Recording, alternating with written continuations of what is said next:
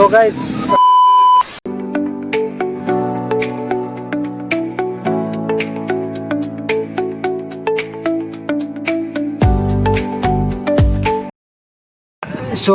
આ છે દ્વારકાનું location. નાઈની traffic તો બહુ જ છે અંદર.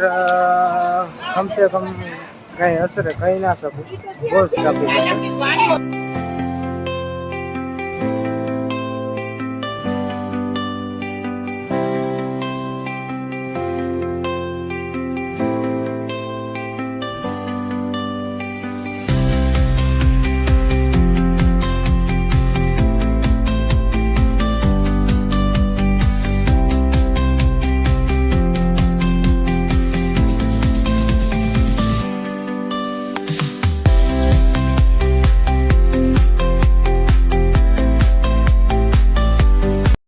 તો ફાઇનલી ગાઈસ અમે કૃષ્ણ કનૈયાના આંગણે આવી ગયા છીએ. સવારના અમે આશરે 12 થી 12:30 નીકળ્યા હતા અને પહોંચ્યા અમે સેટ 10 10:30 વાગે. અને ટ્રાફિક જોઉં તો બહુ જ ટ્રાફિક હતી ગાઈસ. માંડ દર્શન કરવાનો વારો આવ્યો છે. તો દર્શન કરીને હવે અમે આવી ગયા હતા બેટ દ્વારકા. દ્વારકામાં તો વિડીયો શૂટ ન કરી શકીએ એટલે બેટ દ્વારકાનું કરું છું. જોઈ શકો છો કે અહીંયા તો બહુ ટ્રાફિક છે નહીં એટલી બધી, તો અહીંયા વિડીયો શૂટ કરવાની થોડી મજા આવે છે.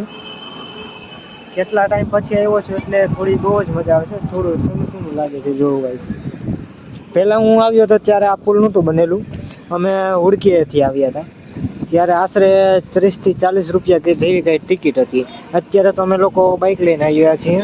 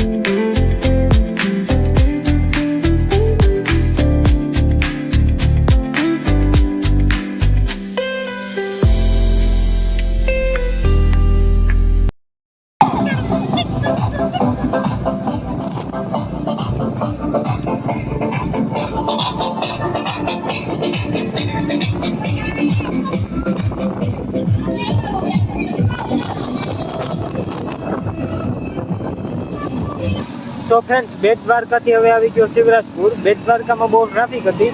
સોનાની નગરી જોવા લાયક હતી પણ ત્યાં બહુ જ ટ્રાફિક હતી. પછી અમે લોકો ગયા નહીં. પછી હવે આવી ગયા છીએ શિવરાજપુર. તો જોઈ શકો છો કાંઈ નહીં. ઘણા લોકો કહે છે કે નિખિલભાઈ તમારો વ્લોગ સાવ બોરિંગ છે, પણ હું ભાઈ ફેમસ થવા માટે વ્લોગ નહીં અપલોડ કરતો. મારે ખાલી બસ મારી પર્સનલ યાદી રહે એટલા માટે વ્લોગ અપલોડ કરું છું. પછી તમારી ચોઈસ, ગમે કે ના ગમે. લાઈક સબસ્ક્રાઈબ કરવું હોય તો કરી નાખવાનું, ઠીક છે? તો ચાલો. ભાઈ છે જો એને ડ્રાઇવિંગ કરવાનો બહુ શોખ છે. મને કહે છે કે હાલ લે ભાઈ તું આવી જા ને, પણ મને એમાં ડર લાગે છે એટલે હું જતો નથી. અને મારા વાર તો જેવું ગાઈસ બહુ જ ખીપા થઈ ગયા છે ને, ગાડી ચલાવીને બહુ જ ઊભા થઈ ગયા. આવ ચીકણા જેવા લાગે છે. અને પાછા આપણે દરિયા કાંઠે આવી જવું તો અહીંયા નમકીન પાણી હોય એટલે તો સાવ વાત જ હોય.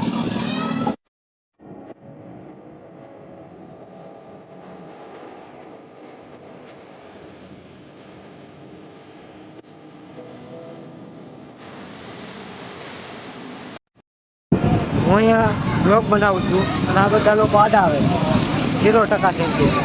અહીંયા તો કંઈ જોવાલાયક સ્થળ હતું નહીં એટલે હવે અમે લોકો અહીંયાથી રવાના છીએ.